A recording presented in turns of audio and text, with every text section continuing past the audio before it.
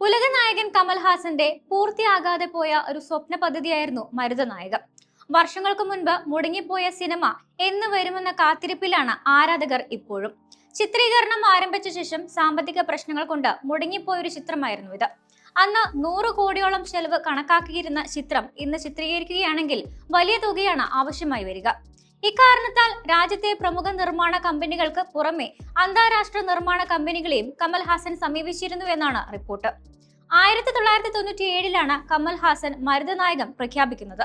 ചെന്നൈയിലെ MGR film സിറ്റിയിൽ നടന്ന ഔദ്യോഗിക ഷൂട്ടിംഗ് ഉദ്ഘാടന ചടങ്ങിൽ മുഖ്യാതിഥിയായി എത്തിയത് എലിസബത്ത് രാജ്ഞിയായിരുന്നു.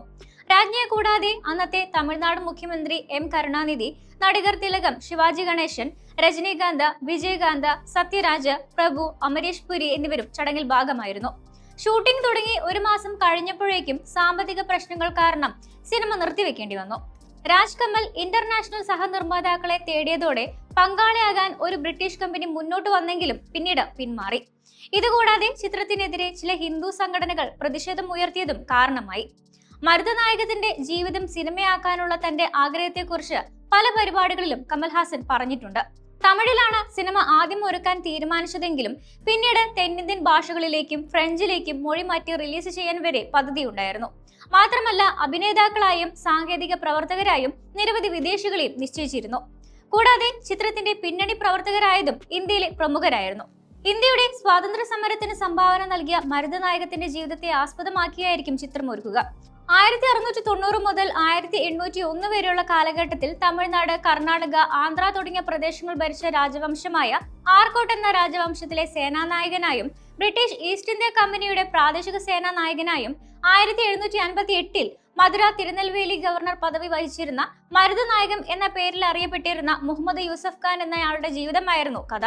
2020 കമൽഹാസൻ തന്റെ പ്രൊജക്ടിനെ കുറിച്ച് സംസാരിച്ചപ്പോൾ പറഞ്ഞത് ചിത്രത്തിലെ കഥാപാത്രത്തിന് ഏകദേശം 40 വയസ്സാണെന്നും ഇപ്പോൾ ആ കഥാപാത്രം അഭിനയിക്കാൻ പ്രായക്കൂടുതൽ കാരണം തനിക്ക് സാധിക്കില്ല എന്നുമായിരുന്നു.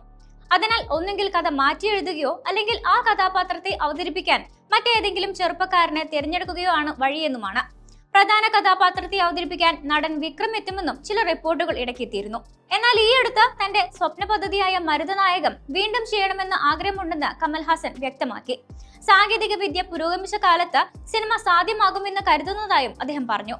ഗോവ രാജ്യാന്തര ഫിലിം ഫെസ്റ്റിൽ പങ്കെടുക്കാൻ ഗോവയിലെത്തിയപ്പോൾ മാധ്യമങ്ങളോട് സംസാരിക്കുകയായിരുന്നു അദ്ദേഹം. മരുതനായകം വീണ്ടും ചെയ്യണമെന്ന് എനിക്ക് ആഗ്രഹമുണ്ട്. ഇന്നത്തെ കാലത്ത് സാങ്കേതിക വിദ്യ ഒരുപാട് പുരോഗതി കൈവരിച്ചിട്ടുണ്ട്. അതുകൊണ്ട് മരുതനായകം സാധ്യമാകുമെന്ന് എനിക്ക് ഉറപ്പുണ്ടെന്നാണ് അദ്ദേഹം പറഞ്ഞത്. കമൽഹാസന്റെ വാക്കുകളോടെ സമൂഹ മാധ്യമങ്ങളിൽ മരുതനായകത്തെ കുറിച്ചുള്ള ചർച്ചകൾ വീണ്ടും സജീവമായിരിക്കുകയാണ്.